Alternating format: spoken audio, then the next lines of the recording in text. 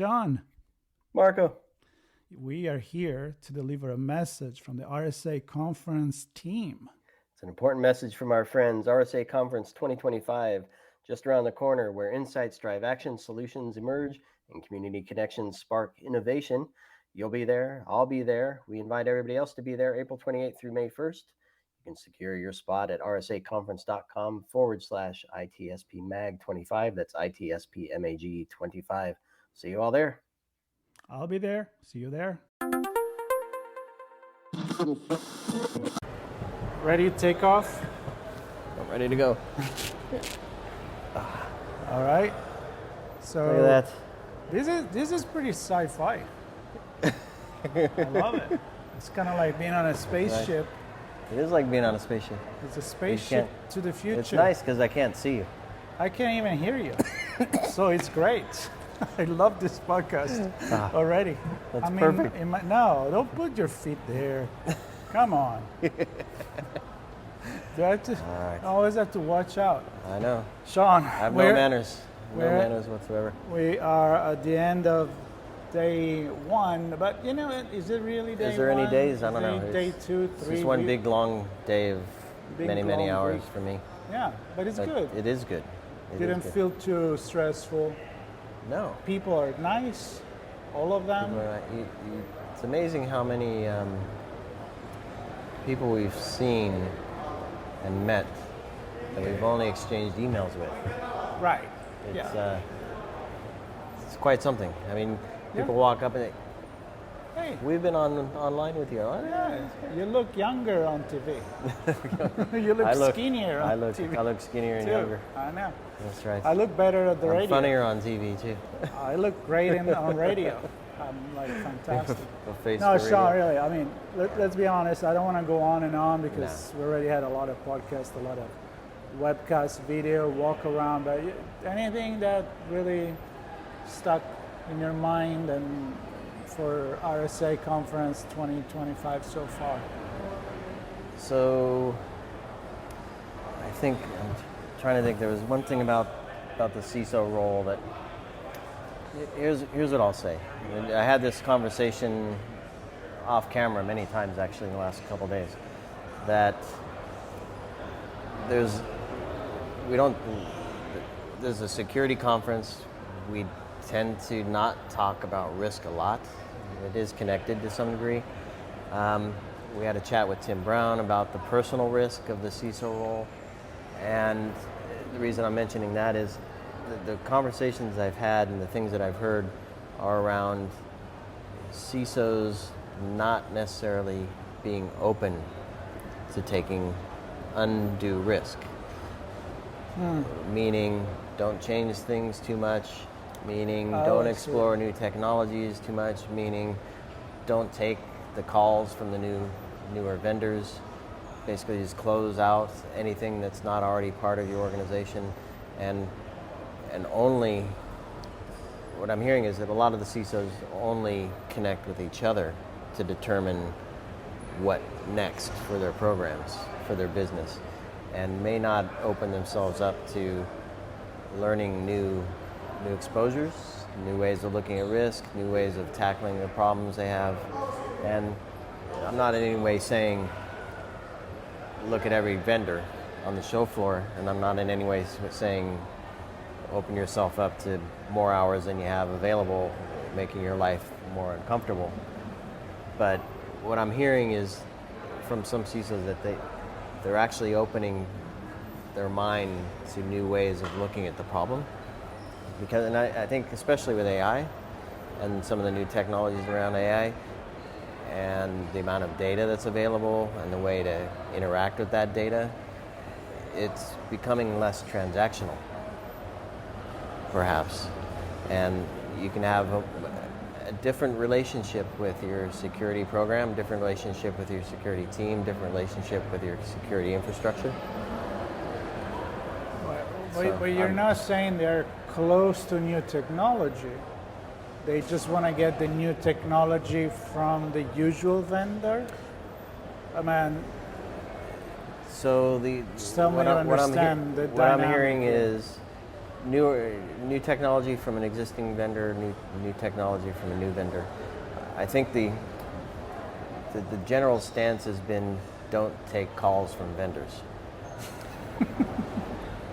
That's not good news for vendors. Which also means don't go out of your way to understand the problem that they see that perhaps you may have, that perhaps you should be looking at. Not because you now need to add another tool and get more budget to do it, but and this is I did have this conversation on record on a podcast where if you actually think differently about how your program is running and use the tools that are available now, specifically AI, you might change your mindset and you might not need to do some of the things you're doing right now. Because you think of it differently, you approach it differently, different technologies that you're not using might help you achieve the real goal versus the one you're Why wouldn't you want to do that? That's the question. It sounds a little fucked up to me. No, because they only have so many hours in the day, and they don't want to get a cell phone call at 6 o'clock at night when they're having dinner with their kids and spouse. Right. Well, makes sense. And so I think that the general is, I'm not going to do that. I'll turn to my CISO community for some of this information. I don't know the CISO community. What I'm hearing this week, I don't know that you can get all of the information from a closed group. I think some CISOs are saying especially if everybody is doing the same same thing to be close to new thing, that is a big issue for the industry. But it's hard for me to believe, and I'm just playing devil's advocate because. And I'm only trying to communicate what I'm hearing, and I'm not in that role, and I don't wear those shoes. But at the same time, I'm here, and 42,000 people, maybe more, RSAC Conference. There is Sandbox. Yep. There is the villages. There is the competition for the startup. So, and I see a lot of, and I hear a lot of new things, both from small startup to the biggest ones. So it's if they crash into a mindset like this, there is a lot of innovation that is going to be stopped. But maybe, and I know you're the one to talk with the CISO, but are the CISO usually the one to make the decision on the vendors to? Well, that was the other point, and this was I had the conversation with Philip Miller, and that recording's coming. That episode will be out. He said, I'm open to have these conversations as a CISO, but I also really want the vendors to talk to my team. Well, that so makes I want to be sense. open, and I'm happy to take a call, happy to see a demo, but I really need you to connect with my team. Right, that makes sense. And I guess that what the whole kind of bring it full circle is my expectation or understanding is the vendors are trying to reach the top through the CISO. It's too much for them. The blanket responses, don't bother me. What's missing is you really need to talk to my team and then the vendors actually do need to connect with the team and not just try to race to the top. I think that's kind of the gist of. Okay, well that's a different picture. Yeah. It's actually. But because of the way that's working, that goes to him. I feel, and I think Philip also said this, that because of the way that functions, the openness to new things gets shut down very easily. Okay, because the system is not built. The system doesn't support. It's not built for that. Doesn't support that. Well, that's great. So the conference is a place to do that exploration. Mm-hmm. Maybe wear a badge that doesn't say I'm a CISO, and then go look at you. Or send the teams. And I think that's another thing is companies budgeting for the security teams to come to these events, and not to just take the the CISO. initiative. So in a way, it could be a blessing in disguise, because it opens the system to think differently with more people involved in the decision-taking process, and that could be a good thing. Yeah. There you go. Now, there you go. let me tell you something. Tell me. So, we went to the DARPA challenge yesterday Yeah. morning. We had That the was really nice cool. little tour on the little train. Yeah, and we got the everything. train ride with the. Yeah, that now I understand why they didn't want me to bring my coffee on it, because I would have spilled it all He's over, like, yeah, leave your coffee all over out. the places. But so then we recorded that. There is a pigeon flying here, and it's not going to go well. So then we published that, which I invite people to see, because we had an amazing it's really cool. tour. We were in for half an hour, I guess, I think so, something yeah. like that. And then, of course, you wrote your piece, Right. looking at things from your cybersecurity, security perspective, and I looked at it from my societal perspective. And I'm connecting it with what you said, Yeah. which is, I just published it, so go read it, Musing on Society and Technology, where I'm wondering if half of our brain is moving forward with technology, maybe took the time machine, but left the other half Right. of the brain in the past or in the present, because Yeah, a lot in that. it's the like technology moves so fast, bureaucracy doesn't, regulation unfortunately doesn't. Great conversation with the European community yesterday, and Professor Luigi Martino from the University of Florence. And I think we're all there. We need some regulation, we need the guardrails, but we need to leave freedom. Yeah. But again, the technology brain goes really, really fast. Our society is not adapting that fast. Some people miss the train, talking about the train, and Guest that's appearance okay. fee. That's very good. You're all good. That's all right. And so I'm connecting to the fact that sometimes you need to get to kind of an impasse on how things work to kind of rethink it and maybe have a more agile government, a more agile regulation, a more agile CISO team in the decision making, so that we can keep up and take the best of our innovation and put it at a service for our society, instead of having this tug of war between we're going too fast. The horse was John Sapp. Oh, that's right. John You know, Sapp, the horse already left really fast. We don't even know where it is. Yep. And now you want to regulate it, talking Exactly. about AI. That was a pretty Yeah. clear message. So Yeah, and what did I say? Your horse can't win if it's disqualified because it has no Yeah. jockey. It's like you run the race, you're the fastest, but it doesn't matter. So again, it's a very important pivotal moment for our society, where we need to learn how to live with a technology that years ago it would take 20 years for a new piece of technology to really make advances, and now it's just like, whoa, wait a minute. Here's what I'm hearing, and as we talk about this, there's so many things. Your view of it through your article, looking at the future and the past, and wanting to move forward, but being stuck. I think in the DARPA thing, they talked about all these legacy technologies that are now online, that are now exposed and vulnerable and can be compromised. And they know, but Yep. they can't change it fast enough I know. because they don't have the budget, the Exactly. government, the So agencies. there is a desire, Yeah. but they're stuck. That was my point. Yeah, and then I'm thinking in the CISO role, you don't want to make a decision that puts you in front of the SEC, right?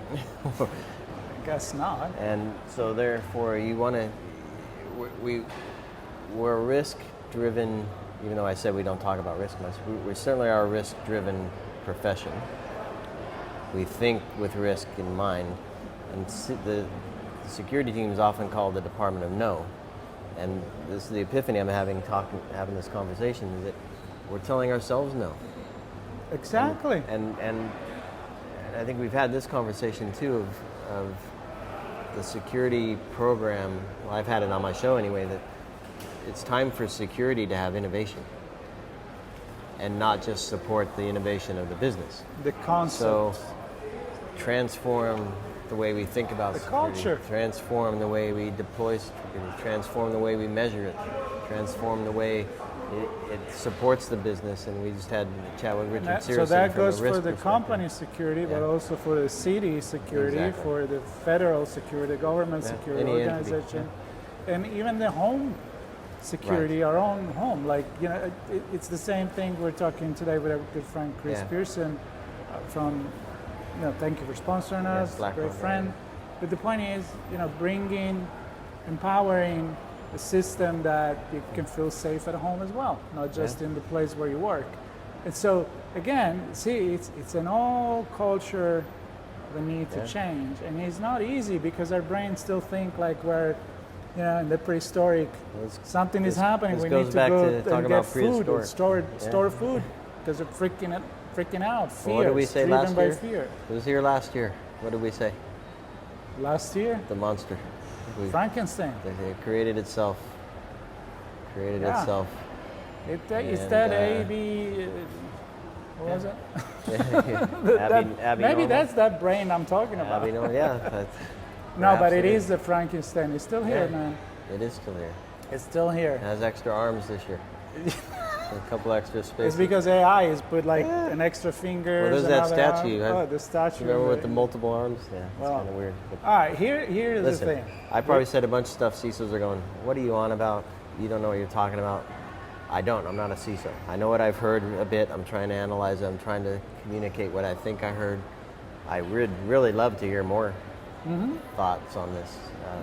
So if you have thoughts, share in the comments. Yeah. Well, I'm pretty confident. If you want to have a conversation, in what I say. I'm open to that as well. I'm confident in what I say because I'm a human. You are human.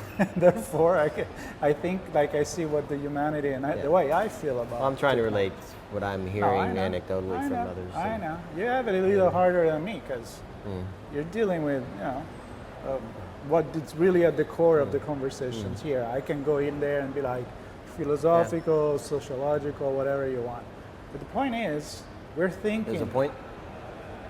We're thinking, and I'm not going against what you say. I think about this stuff. But we kind of bring a different perspective to the table, and I think we make ourselves better as a society because of that.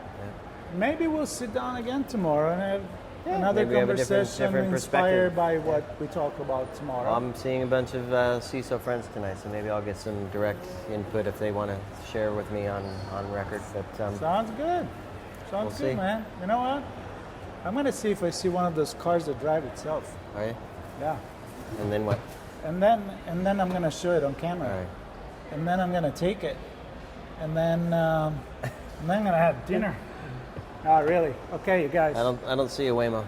People, stay tuned with us. I hope you enjoy the content. Silliness, thoughtfulness. I think about this stuff. I'd love to hear what you think as well. Wouldn't want to be you. What's that? I wouldn't want to be you thinking about that stuff. I know, exactly. I mean, there are other things. I think about music too. I love music. All right, stay tuned. What is it, Sean? ITSPmagazine.com ITSPmagazine. /RSAC 25. Stay tuned.